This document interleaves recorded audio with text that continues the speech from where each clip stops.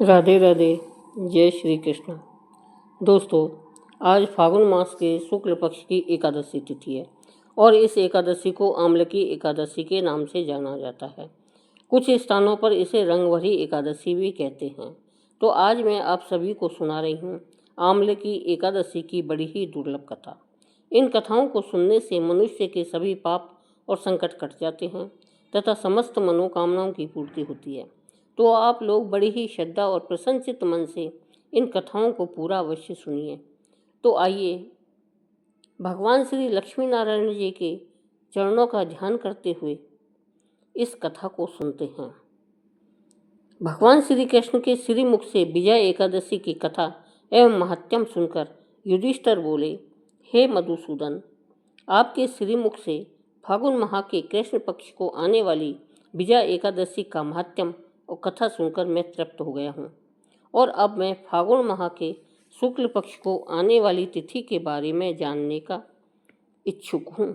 अतः हे मधुसूदन, इस एकादशी को किस नाम से जाना जाता है? इस एकादशी व्रत का क्या विधि और विधान है? इस व्रत में हमें किस भगवान की पूजा करनी चाहिए? इस एकादशी व्रत के फल स्वरूप हमें किस पुण्य फल की प्राप्ति होती है? मुझसे विस्तार पूर्वक कहें।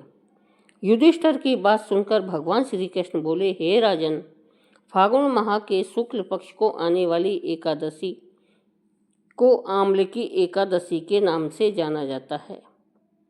इस एकादशी व्रत के प्रभाव से समस्त पापों का नाश होता है। इस एकादशी को करने पर प्राप्त होने वाला पुण्य फल 1000 गोदान के समान है। हे राजन, अब मैं आपको आम्लकी एकादशी की व्रत कथा सुनाने जा रही हूँ, जो ऋषि वशिष्ठ ने राजा मांधाता को सुनाई थी। इस कथा को ध्यानपूर्वक सुनना।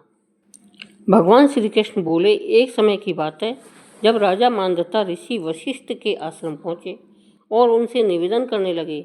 राजा मांधाता बोले, हे मुनिवर, आप सर्व वेदों के ज्ञाता हैं, आप मुझ पर कृपा करें, मुझे कोई ऐसी कथा सुनाने का कष्ट करें जिससे मेरा कल्याण हो। महर्षि वशिष्ठ बोले, हे राजन, तुमने बड़ा ही विचार प्रकट किया है। सर्व कल्याण हेतु आज मैं तुम्हें एक ऐसी कथा अवश्य सुनाऊंगा जो सभी व्रतों में सबसे उत्तम है और मनुष्य के अंत समय में उसे मोक्ष प्रदान करने वाली है। आम्लकी एकादशी व्रत की कथा। अतः इस कथा को बड़ी ही श्रद्धापूर्वक सुनना। एक समय की बात है, राजा मांधाता ने वशिष्ठ जी से पूछा, द्विश्रेष्ठ, ये आम्लकी कब उत्पन्न हुई, मुझे बताइए। वशिष्ठ जी ने कहा, महाभाग सुनो, पृथ्वी पर आम्लकी की उत्पत्ति किस प्रकार हुई यह बताता हूँ। आम्लकी की महान वृक्ष है जो सब पापों का नाश करने वाला है। भगवान विष्णु के थूकने पर उनके मुख से चंद्रमा के समान कांतिवान एक बिंदु प्रकट हुआ। वह बिंदु पृथ्वी पर गिरा। उसी से आम्लकी यानी आंवले का महान वृक्ष उत्पन्न हुआ। यह सभी वृक्षों का आदिभूत कहलाता है। इसी समय समस्त प्रजा की सृष्टि करने के लिए भगवान ने ब्रह्मा जी को उत्पन्न किया। उन्हीं से इस प्रजाओं की सृष्टि हुई। देवता, दानव, गंधर्व, यक्ष, राक्षस, नाग तथा निर्मल अंतःकरण वाले महर्षियों को ब्रह्मा जी ने जन्म दिया। उसमें से देवता और ऋषि उस स्थान पर आए जहाँ विष्णु प्रिया आम्लकी का वृक्ष था। महाभाग, उसे देखकर देवताओं को बड़ा विस्मय हुआ। वे एक दूसरे पर दृष्टिपात करते हुए उत्कंठापूर्वक उस वृक्ष की ओर देखने लगे और खड़े खड़े सोचने लगे कि लक्ष्य पाकर आदि वृक्ष तो पूर्व कल्प की ही भांति हैं, जो सबके सब हमारे परिचित हैं, किंतु इस वृक्ष को हम नहीं जानते। उन्हें इस प्रकार चिंता करते देखकर आकाशवाणी हुई, महर्षियों, यह सर्वश्रेष्ठ आम्लकी का वृक्ष है जो विष्णु को प्रिय है। इसके स्मरण मात्र से गोदान का फल मिलता है। स्पर्श करने से इससे दूना और फल भक्षण करने से तिगुना पुण्य प्राप्त होता है। इसलिए सदा प्रयत्न पूर्वक आम्लकी का सेवन करना चाहिए। यह सब पापों को हरने वाला वैष्णव वृक्ष बताया गया है। इसके मूल में विष्णु, उसके ऊपर ब्रह्मा, स्कंद में परमेश्वर भगवान रुद्र, शाखाओं में मुनि, टहनियों में देवता, पत्तों में वसु, फूलों में मरुदगण तथा फलों में समस्त पति वास करते हैं। आमल की सर्वदेवमयी बताई गई है। अतः विष्णु भक्त पुरुषों के लिए यह परम पूज्य है। ऋषि बोले, अव्यक्त स्वरूप से बोलने वाले महापुरुष, हम लोग आपको क्या समझें? आप कौन हैं? देवता हैं या कोई और? हमें ठीक ठीक बताइए। आकाशवाणी हुई, जो संपूर्ण भूतों के कर्ता, समस्त भुवनों के दृष्टा हैं, जिन्हें विद्वान पुरुष भी कठिनाई से देख नहीं पाते हैं, वही सनातन विष्णु मैं हूँ।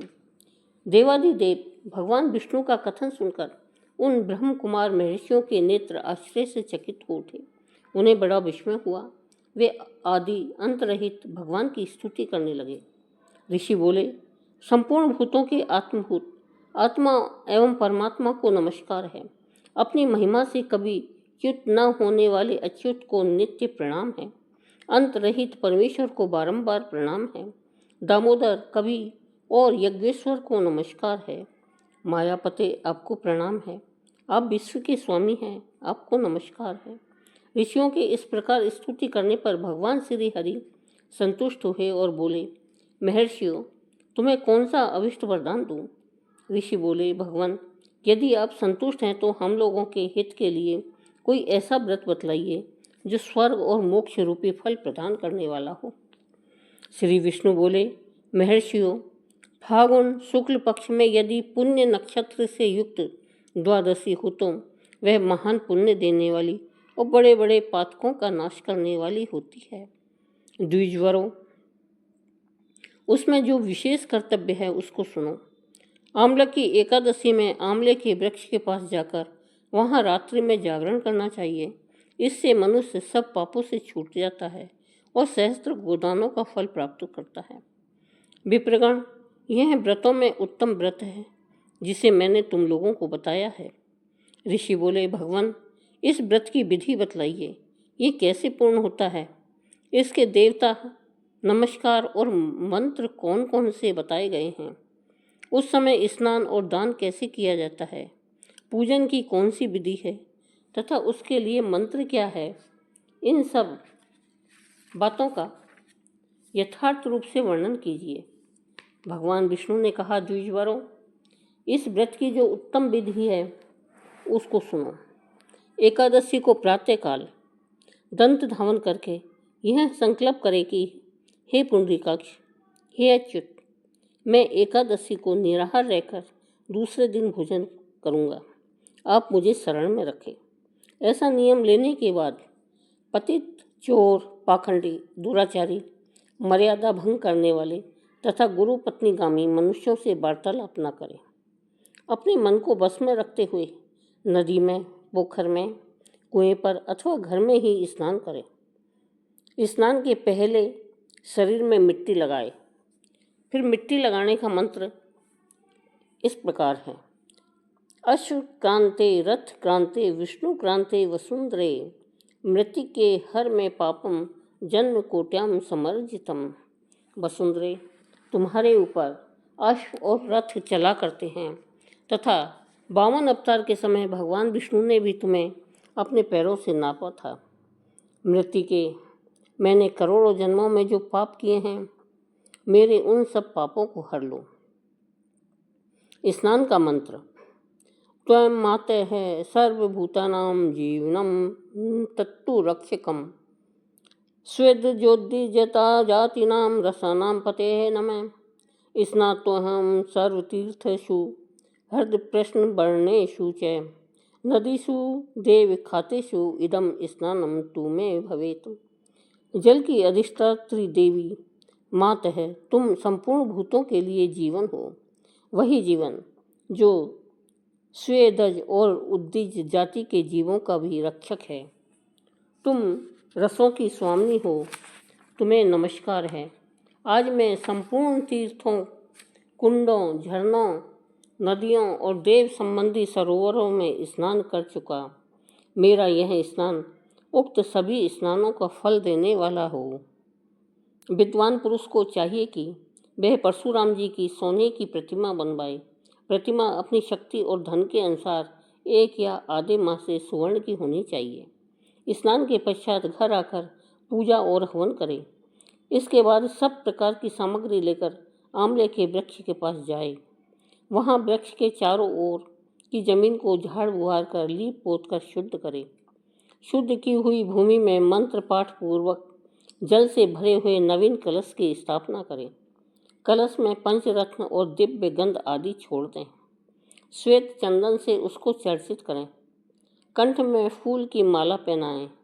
सब प्रकार की धूप की सुगंध फैलाएं। जलते हुए दीपकों की श्रेणी सजाकर रखें। तात्पर्य यह है कि सब ओर से सुंदर एवं मनोहर दृश्य उपस्थित करें।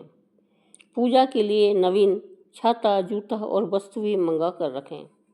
कलश के ऊपर एक पात्र रखकर उसे दिव्य खीलों से भर दें। फिर उसके ऊपर सुवर्ण में परशुराम जी की स्थापना करें।